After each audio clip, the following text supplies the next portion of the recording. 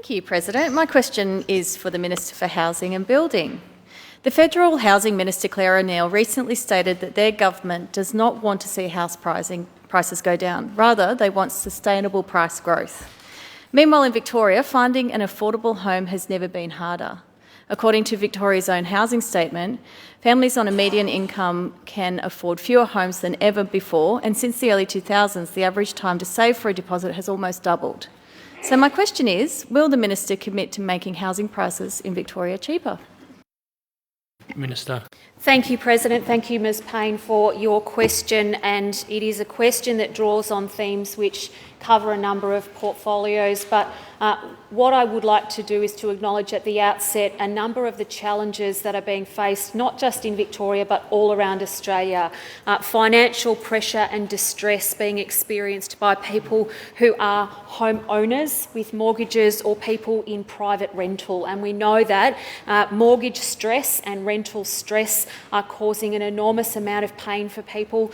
The recent decision by the Reserve Bank to cut interest rates by 0.25% has made some difference, but after 13 successive rate rises, there is a long way to go before people with mortgages will feel a measure of comfort that enables them to address many of the other expenses that are continuing to mount across the household budget.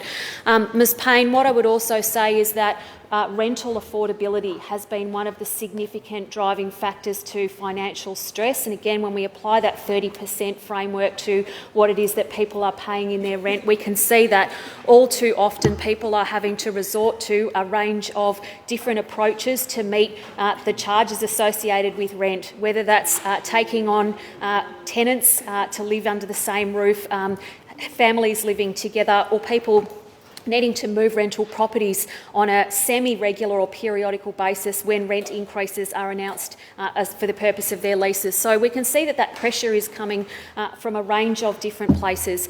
There are measures that are geared toward addressing the challenges of affordability across the entire housing spectrum. And we know, for example, that private rental assistance program support is a key part of that. More than 10,000 people a year receive assistance through that process. The private rental bond loan scheme, but also the federal government's Help to Buy initiative. That builds on the work that we did with the Home Buyers Fund, which helped around 11,000 people to get into the market and into home ownership. But maintaining a mortgage can be a really, really difficult and stressful thing, particularly when wage rises have not kept pace with inflation. Bringing additional supply into the market is one way that we can alleviate some of the upward pressure on market prices. And we do know that as we continue with the largest volume of building and approvals anywhere in Australia, this work is beginning to have an effect with downward pressure on prices. There's a really long way to go, though. We're seeing a slowed rate of growth with rental prices, and we've also got a range of reforms across Residential Tenancies Act reform and making sure that people have recourse where there is an effort to gouge the market. A lot of work is being done. We are partnering with the Commonwealth Government. It's been great to see that after 9 years of inaction, the Albanese Government has been prepared to partner with us. Peter Dutton will scrap the Housing Australia Future Fund as part of his pledge. Billions of dollars will go wanting. Ms Payne, supplementary. Thank you, President, and I thank the Minister for her response. By way of supplementary, some people are now calling for a state of emergency to be declared for people experiencing homelessness. They believe that disaster management powers would provide a powerful tool to engage emergency shelters and address the issue with urgency it requires. So would the government consider using disaster management powers as a next step in addressing the housing crisis and homelessness emergency? Minister. Thank you, President. Thank you, Ms Payne, for that question. And again, when we talk about the impact of natural disaster and emergency on vulnerable people, we know that they are disproportionately affected. And this is where there's an investment of $300 million in homelessness and crisis and transitional housing, plus an additional $197 million to be able to assist people most in need.